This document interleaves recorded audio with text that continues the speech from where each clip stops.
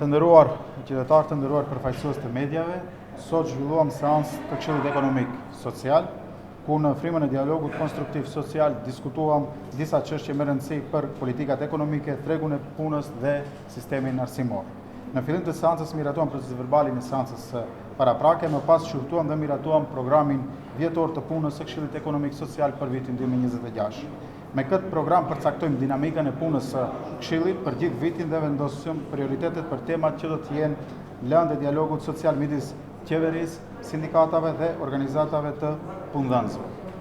Në mesin e tyre janë politikat e punësimit, paga minimale, shporta konsumatore, marrëdhëniet e punës, siguria dhe shëndetin e punë, politikat rinore, produktiviteti, si dhe çështje të tjera që ndikojnë drejt për drejt në standardet e jetesës së qytetarëve dhe konkurrenshmërinë e ekonomisë së vendit tonë.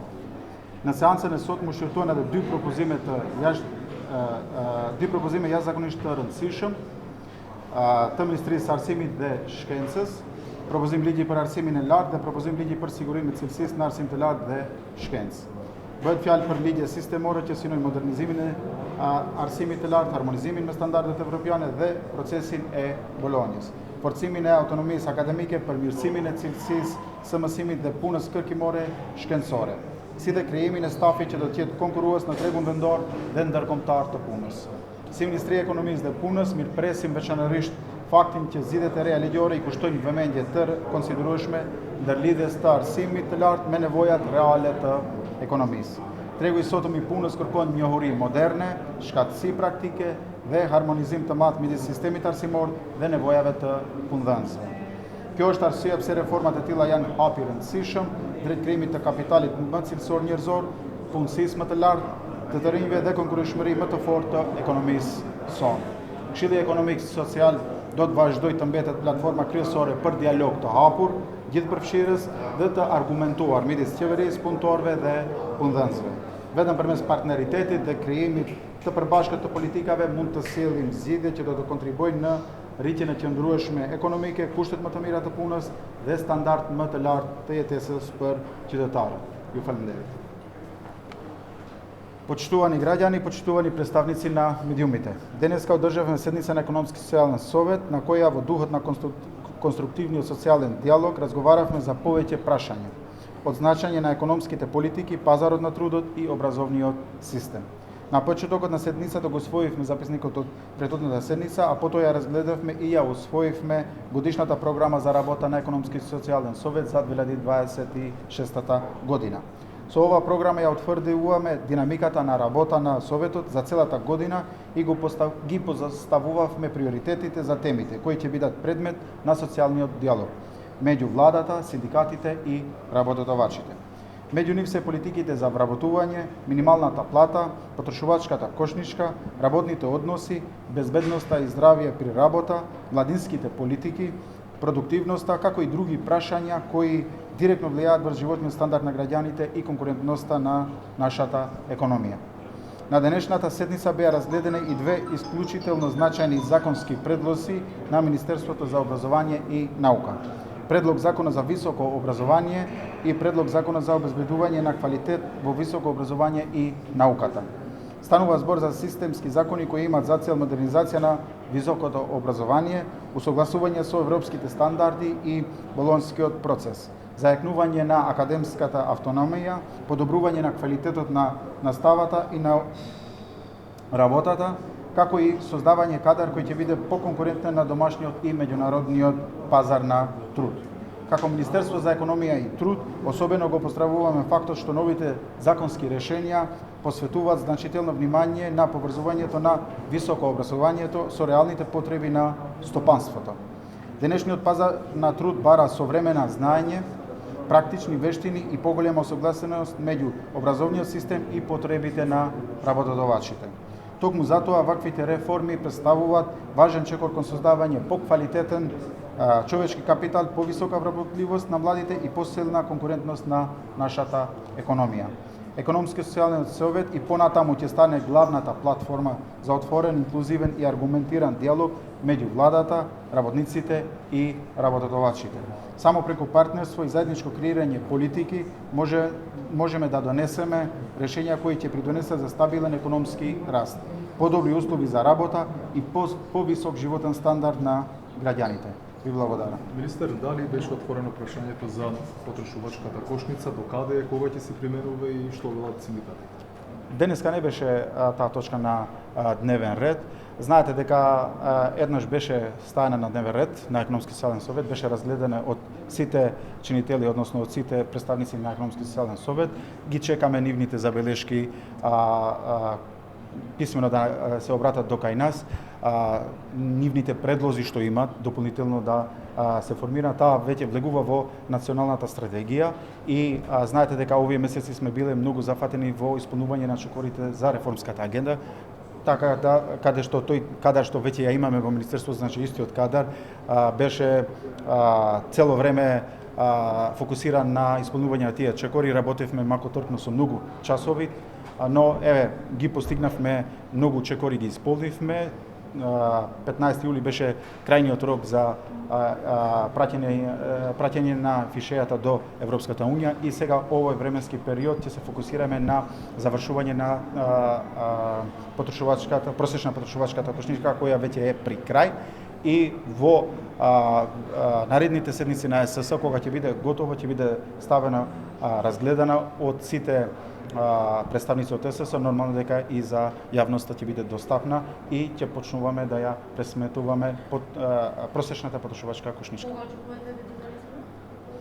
Најверојатно некаде на да не кажувам сега месеци, но претпоставувам дека пред крајот на ова година ќе биде донесено.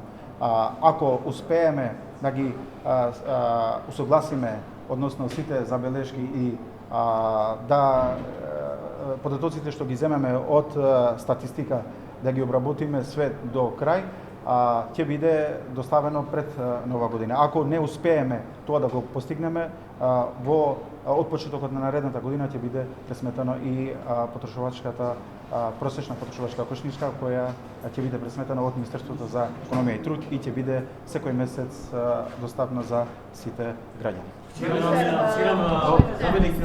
Министерот кажа дека е прифатено нещо, дека поминало дека веќе од септември. Затоа кажам дека ако успееме до септември, ако стигнеме да ги завршиме сите тие да речем сите тие забелешки, да ги инкорпорираме во просечната потрошувачка кошничка, исто така да се усогласиме со податоците, обработка на податоците од статистика и сите забелешки да бидат ставени инкорпорирани. Не е прифатено нещо. Прифатене, но дадоа своји предлози, дадоа своји забелешки кои треба да ги инкорпорираме дополнително за да биде прифатена од сите страни. Нормално дека таму беше кажано усно во седница и ние чекаме писмено да ни се обраќат тие забелешки, тие препораки што оние ги има членовите на СС, писмено да ни известат за ние да почнеме да ги обработиме. Кој не ја прифатила председател?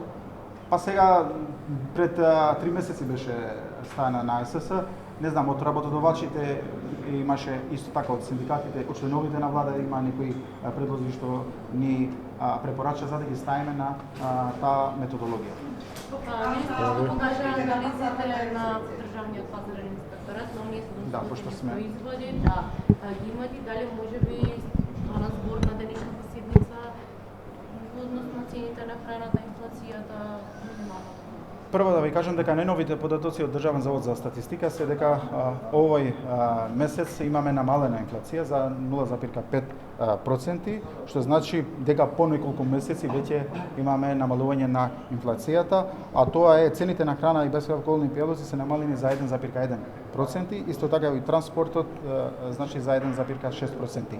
Воедно ние сме направиле и нормално дека сме направиле контрола, тоа што кажавме дека од Државен пазарен инспекторијат сме направиле контрола за 700 производи, каде што податоците од Државен пазарен инспекторијат за над 700 производи покажуваат дека во период од мај 2025 година до мај 2026 година просечните набавни цени кај основните прехранбени производи, средствата за хигиена и производите се зголемени за 2,66%, додека просечните продажни цени пораснале за 4,56%.